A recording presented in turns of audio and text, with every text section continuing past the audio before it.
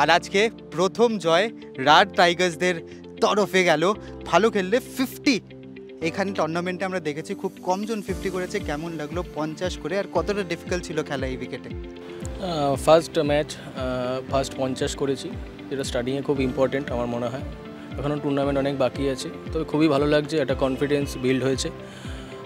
Wicket খুব একটা খারাপ ছিল না আমার মনে হয়। তো আমার প্ল্যানিং ছিল যে যখন গেছিলাম তখন সিঙ্গেল ডাবলেই কনভার্ট করব, সেই প্ল্যানে আমি স্টিক ছিলাম।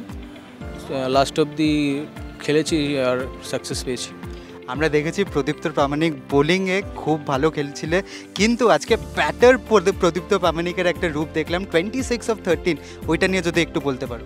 দেখো, ওই টাইমে সিচুয়েশান যা ছিল তখন আমাকে অ্যাক্সেলারেট করতেই হতো, তো আমি একটু টাইম নিয়েছিলাম, যতটা চেষ্টা করছিলাম যেদিকের বল সেদিকেই মারা যায়।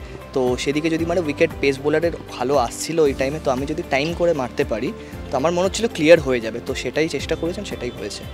পাওয়ার প্লেতে নামলে ভালো ভালো শট খেললে, আনফর্চুনেটলি ওই শটটার জন্য আউট হয়ে গেছিলো। But again what a comeback in bowling, 2 for 21 in 4 overs। আর ফার্স্ট উইকেটটা কিন্তু সবার ভালো লেগেছিল। হ্যাঁ, উইকেটটা এরকমই ছিল, স্পিনারদের একটা হেল্প ছিল উইকেটে।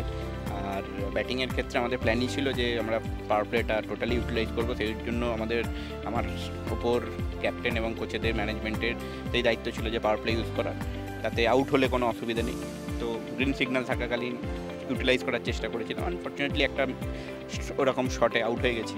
আর বোলিংয়ের ক্ষেত্রেও তাই, যে আমি পিপি শাহবাজের একটা দারুণ রোল ছিল সেখানে, যে ওভারঅল 12 ওভারে আমাদের মোটামুটি 50-এর কাছাকাছি দিতে হবে।